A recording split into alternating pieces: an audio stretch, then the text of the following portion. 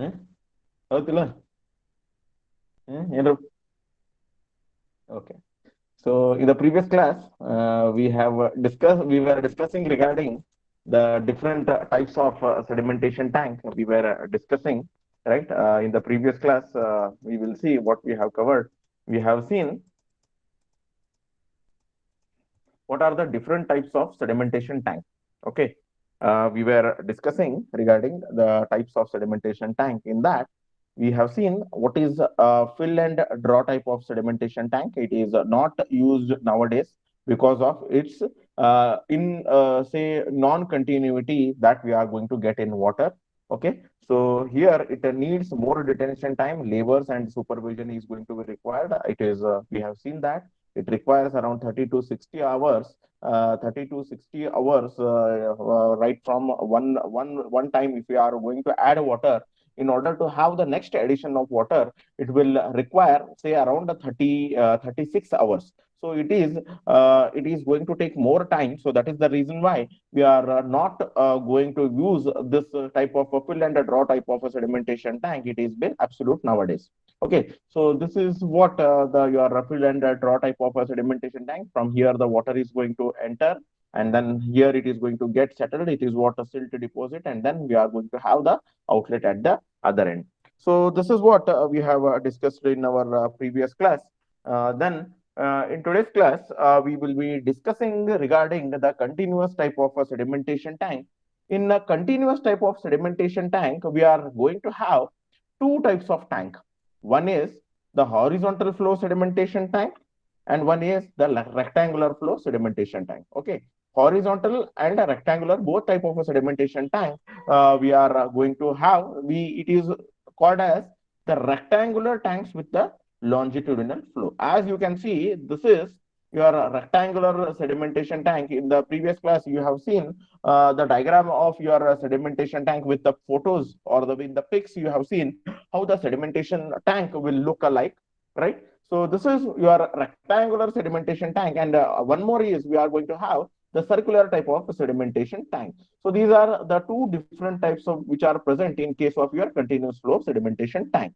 Okay, nowadays we will be utilizing this your continuous type of sedimentation tank. Nowadays we are utilizing, or we are dependent on the continuous type of sedimentation tank. Okay, we are going to depend on the continuous type of sedimentation tank. Okay, so this is what your rectangular tank with the horizontal flow. See here, your tank is going to have the rectangular of in the cross section. It is going to have the rectangular cross section, which is going to have the longitudinal flow. So that is the reason why we call this as the rectangular tank with the longitudinal flow. Okay.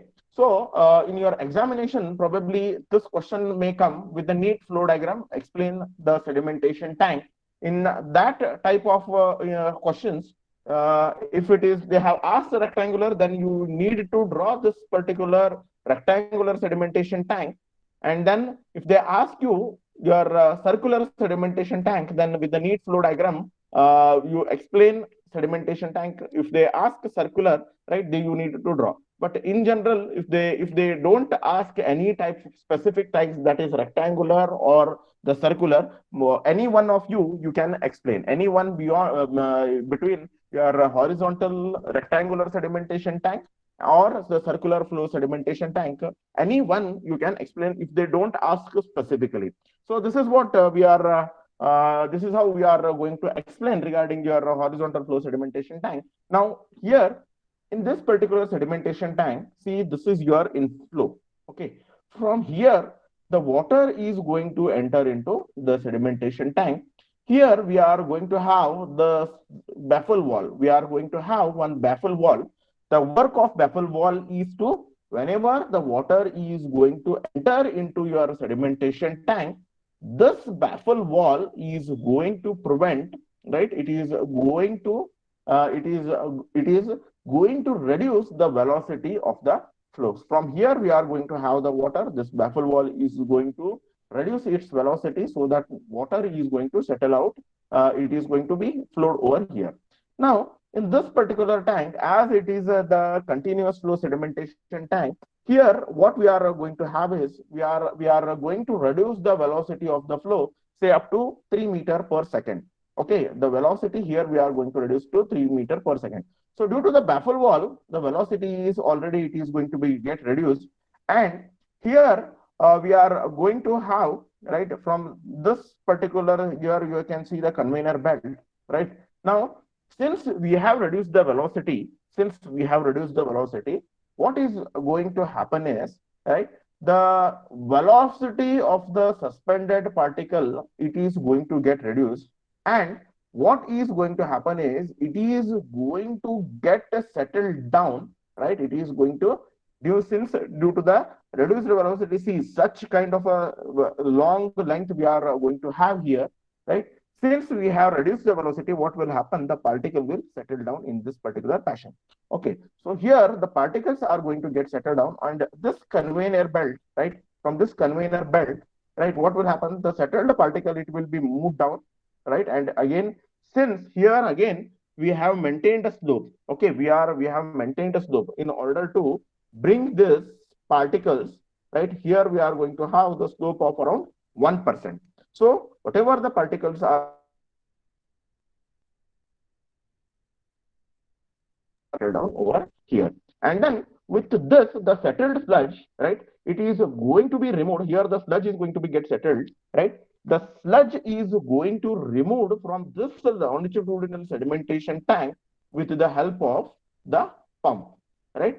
Whatever the sludge is going to get settled down at the bottom, right, it is going to be removed from the pump, right, the sludge to the pump or concentrator sump. So here there is no necessity in order, say for cleaning and all. Here again the water is going to be continuously, it is the sludge is whatever is going to be get settled down, it is going to be removed by the your pump operation, or the sludge it will be taken by the pumps.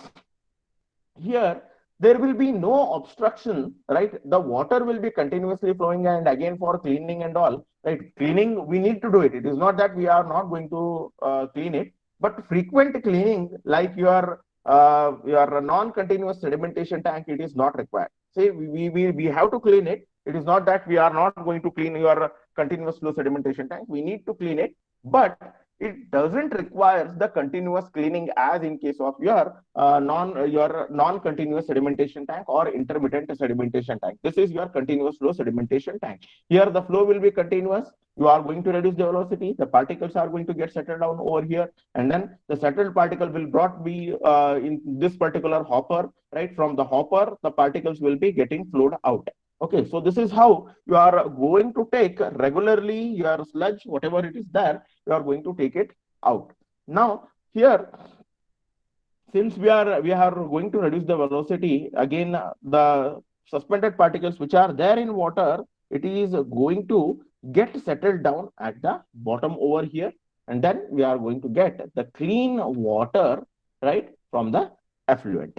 Okay, so this is how your rectangular sedimentation tank is going to work. Is it clear? Is it clear? Yes, sir. Yes, sir. Okay. So I'll go ahead with the next type of a sedimentation tank. Okay. So this is your rectangular sedimentation tank in large scale water treatment, and it is most popularly used, right, due to the high tolerance, right, and cost effectiveness due to the low construction cost and the lower maintenance cost. As I have said, it requires very low maintenance cost because we are going to take the water frequently out. Okay, we are continuously taking the sludge frequently out from your sedimentation tank. So this is your say your circular flow sedimentation tank. Okay, this is your circular flow sedimentation tank. As you are going to see in picture, right? As you are seeing in the picture, this is your circular sedimentation tank, which looks like in the previous class I have told the exact pic of this particular sedimentation tank. This is your cross-sectional view, how your circular sedimentation tank will look like. Okay, so we will see how the operation is going to work. See here, we are going to have the blades, like your truss are there. Truss, how it is there in your, say, if you are going to see in your, say, your steel structures, right? So similar kind of a truss is going to be arranged over here. This is your circular flow sedimentation tank. Here we are going to have the influent, right? From here we are going to get the effluent out. Okay, and this is what we call it as an blades of scraper. We call it as a scraper, right? And these are nothing but the blades of a scraper, right? Now, how your circular flow sedimentation tank is going to work is, right? From this is your circular sedimentation tank overall your view. From bottom, we are allowing the water to flow into this particular sedimentation tank, right? We are from the bottom, we are allowing the water to flow into this particular sedimentation tank. The water will stand over, the water will be flowed over here. Then we are going to have a hopper at the bottom. See, this is your, we call it as an hopper shape. We call it as an hopper shape. So here, what is going to happen is the water will be brought from the downside. Here, there will be some ports. We are going to be, it is going to be there. From here, the water is going to enter into your sedimentation tank. It is with central feed. Central feed is nothing but the inflow is from the center. Okay, that is the reason we call it as a central feed. Okay, so the water is going to enter over here. The water will be flowing at a very low rate of velocity. Then this scraper will be rotating. Okay, whatever the suspended particles are there, since here we have gone, we have maintained, right? Here we have maintained the slope. What is going to happen? The suspended particle, whatever it is there in the water, what will happen is it is going to get settled down here. It is going to get settled down at the bottom. So due to this, what is going to happen? The all settled particle, it is going to come over here, and this is going to be continuously. The blades will be rotating at a speed of around 2 rpm. 2 revolutions or 1 revolutions per minute. It is going to be rotated. So what it scraper does is it is try if the suspended particles are there. If these blades or scrapers are rotating, settled particles, it is going to brought it at a center near to the hopper. It is near to the center. It is going to bring, and from here there are a few openings. From here we are going to take the sludge, settled sludge out, and here from here we are going to get out the effluent. So this is what your circular type of sedimentation tank, right? With the having the central feed. So this is regarding your circular type of sedimentation tank. Okay. So here the influent will come from here, and then influent come from here. We are going to get the water from here, and then it is continuously rotating. Whatever the suspended particles are there, it is going to get settled down at the bottom, and it is going to be removed from this particular thing. So again, it is going to be taken out. The sludge discharge pipe, we are going to take it out, and this is how we are going to have your circular flow sedimentation tank. Okay, so this is what the inspection gallery is, right? This is what the inspection gallery, right? And the person will come out. If you want to have any kind of inspection, then he will come. Then if any kind of a maintenance work is there, then we are going to do it from here. So this is what your circular flow sedimentation tank with the central feed. Okay, then it is also called as a clarifiers. These basins share some of the performance advantages of rectangular basins, but are generally more prone to short circuiting, right, and removal, particle removal problems due to the choking, right. There will be some problem. This is what your vertical flow, right. From here we are going to in the previous class from bottom to top. Here it is from top to bottom. The particles are going to get settled down over here. It is going to be taken by the sludge pump pipe is there. With the help of a pumping, we will be taking it out. And here, this is what your draw off channel. From here, the water will come out. So this is one type of sedimentation tank. Okay. Now we will see how the sedimentation tank is going to work out. Okay. So see, this formula is going to be very, very important. Before this, what I want to have is, I want to tell regarding the formulas that what we are going to use before solving the problems. Okay. So here, sedimentation, theory of sedimentation, it is already I have told velocity is important, shape and size is going to be very important, right? And again, the viscosity of water is going to be this point we have not covered in the previous class. Viscosity of water is going to also is going to be important, right? If the water is warm, then it is less viscous, right? What is viscosity? Can anybody tell me? What is viscosity? What is viscosity?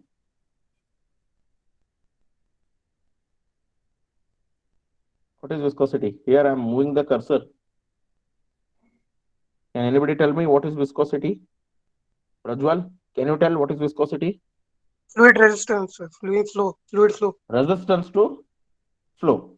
Okay. So if the water is warm, then it is a less viscous.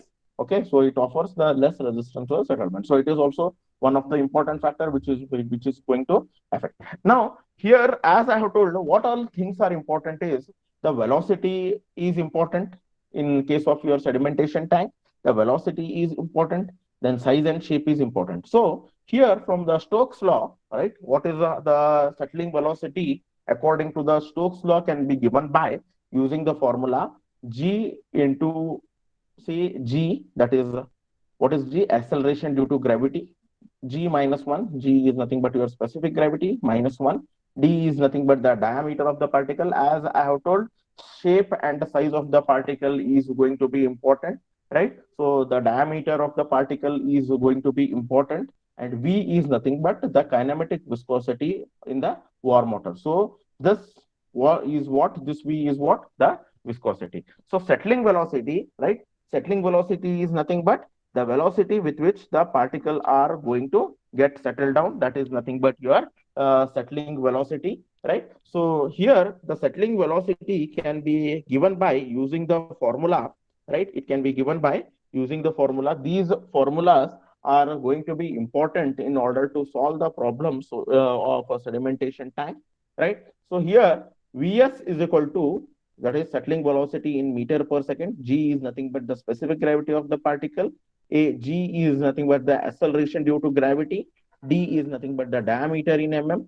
V is nothing but the kinematic viscosity in meter square per second. So all these, your viscosity, velocity, right? Viscosity, diameter, right? And the specific gravity is going to be the important in order to have the sedimentation. So viscosity, settling velocity is given by g, small g, that is acceleration due to gravity, multiply by specific gravity minus 1 into d square, diameter of the particle, and then it is 18 into v is kinematic viscosity. So this formula is used if the particles are having the size lesser than 0.1 mm. If the particles are lesser than 0.1 mm, we are going to utilize this this particular formula. Now, what is this 0.1 mm? D is nothing but if the particle diameter. Okay, so this is going to be important when you are going to solve the problem. If the particles are having the diameter less than 0.1 mm, we are going to utilize this formula.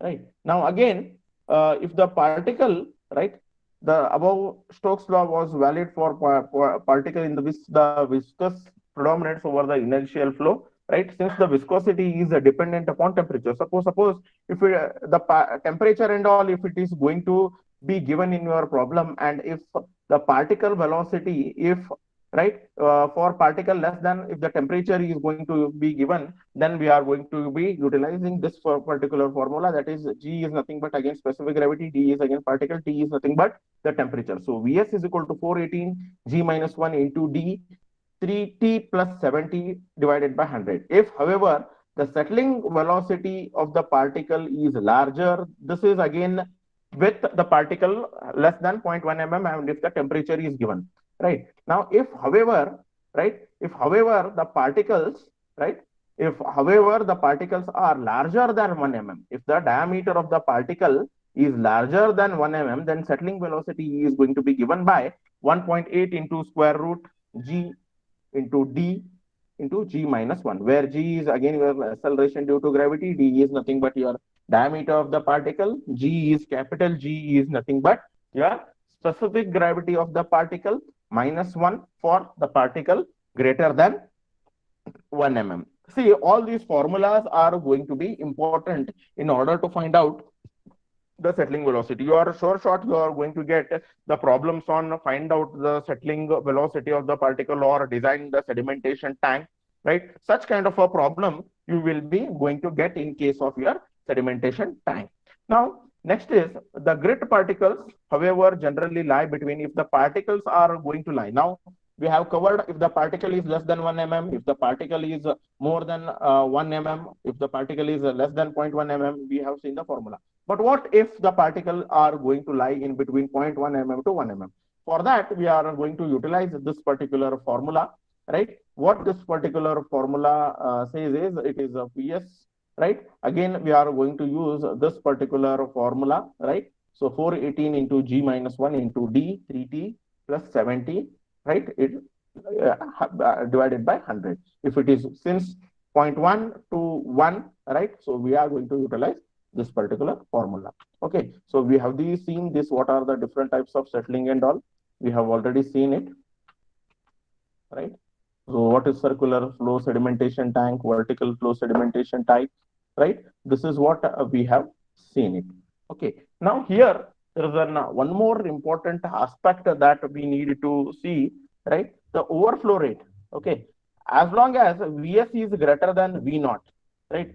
V naught is nothing but what is V naught? V naught is the velocity of the flow. Okay, if Vs, that is settling velocity, if it is greater than the particle velocity, right, then the particle will settle down in the tank. If the flow, that is, if Vs, that is, if Vs is greater than, if the settling velocity is greater than V naught, that is the velocity of the particle, that means the Vs should be greater than the velocity of flow. If it is greater than the particle, then settle down for any depth of the sedimentation. So overflow rate can be determined, right? Overflow rate, V naught is nothing but your overflow rate. So overflow rate, right, it can be calculated by using the formula flow rate divided by the settling surface area or the surface area. Okay, flow rate, right, overflow rate is calculated by flow rate divided by the surface settling surface area in terms of meter square. So meter square again, it is going to get cancelled. So remains is your overflow rate. The formula, the unit is meter per second. You are going to have. Okay, so this is how your design of your rectangular sedimentation tank. I think it is going to be the important in order to solve your problems, right? So I think we will able to cover this particular design of sedimentation tank in our next class. If we cover this design of sedimentation tank, then we will be able to cover some of the problem on your design of your sedimentation tank. Okay, so we will see some of the other important factor. We will take that design of sedimentation tank, right? We will see your design of sedimentation tank in your next class, so that you will be in touch with the problems. Immediately after this, we are going to solve some of the problem on your sedimentation tank. But now we will see what is a detention time.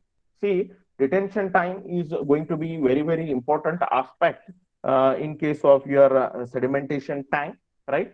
So we will see what is a sedimentation tank, what is baffle wall. We'll cover all these things in today's class, right? And then we will solve some of the problems. All theoretical part we are going to cover in today's class. So we will see what is detention time. You already know that it is a time period for which the particles will be there in your sedimentation tank, or say it is nothing but the time period for which the water will be there in your sedimentation tank. For example, if you have one particular tank, right, and if you are allowing the water into that particular tank for the period of 4 hours, so that 4 hours, that is going to be the detention time in that particular sedimentation tank. That is nothing but a detention time.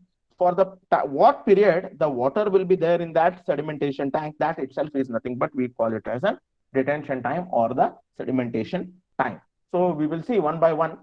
important term which is in connection with the design of okay, that is the detention time. Okay, detention time of a setting may be defined as, see here how we define it, the average theoretical time required for the water to flow through the tank, right? Or in other words, we can say that the time period for which the water will be there in your sedimentation tank, so that the suspended particle will settle down at the bottom. That is nothing but the detention time.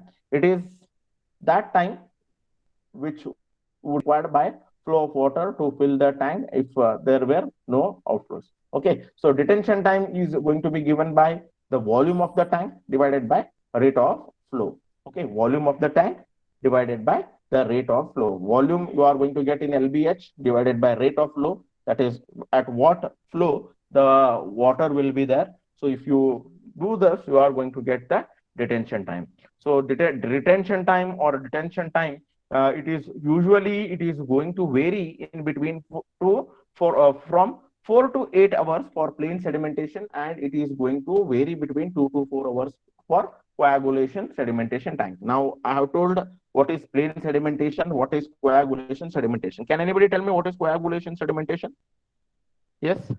Can anybody tell me what is coagulation sedimentation? We have already discussed what is coagulation or flocculation. Can anybody tell me what is your coagulation sedimentation?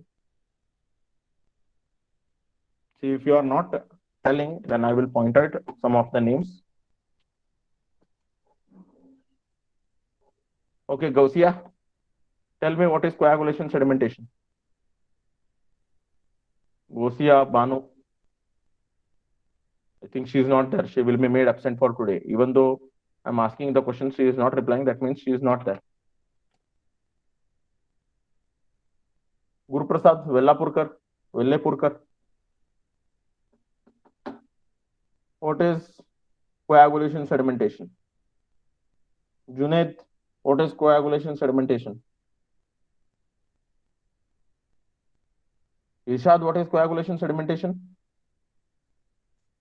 Sir, the time required to settle the sediment after adding coagulants.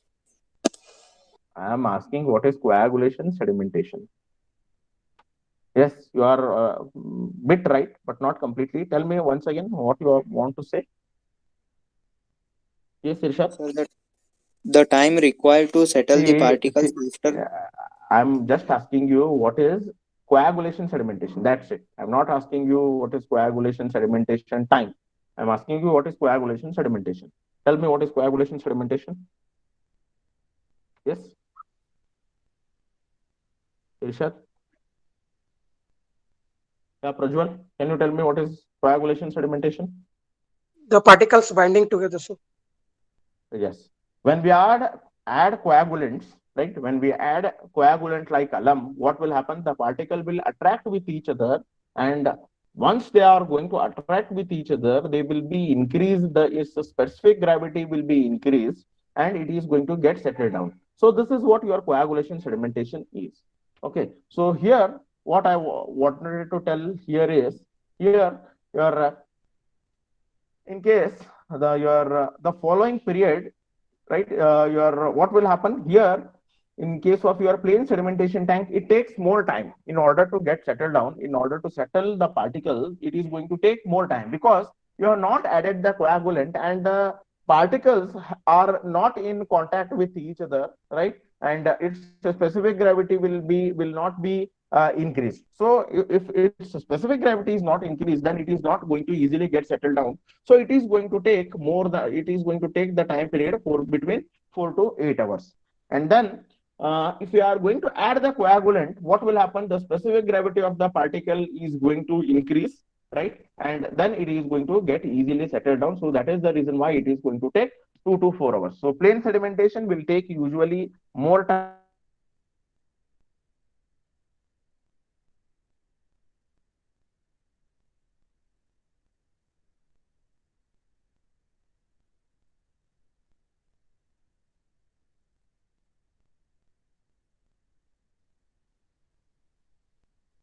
Yes, is it clear?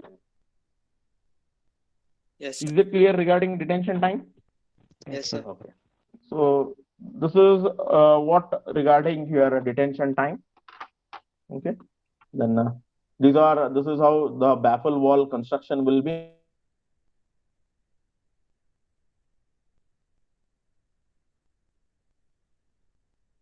So this is how inlet and outlet will be managed, right? Your baffle wall will be throughout your baffle wall will be throughout the length of the tank. Okay, and this is how your channel or flume will look like. Then cleaning and sludge removal that we are going to see in our further the classes. Is it clear? Regarding the design of sedimentation tank, we are going to discuss in detail regarding this. This is what how you are going to discuss regarding the design, right? In detail, we are going to discuss because immediately after this, we are going to solve the problem, right? Immediately with that sedimentation tank, we are going to discuss the problems. Is it clear? Is it clear? Yes, sir. Yes, sir. Okay. So I will take a attendance now. I will take a attendance now, right? So I'll get to know how many students. Anyhow, you are posting in your groups. Again, you post your names and USN in the chat box. But again, we are going to have the attendance in your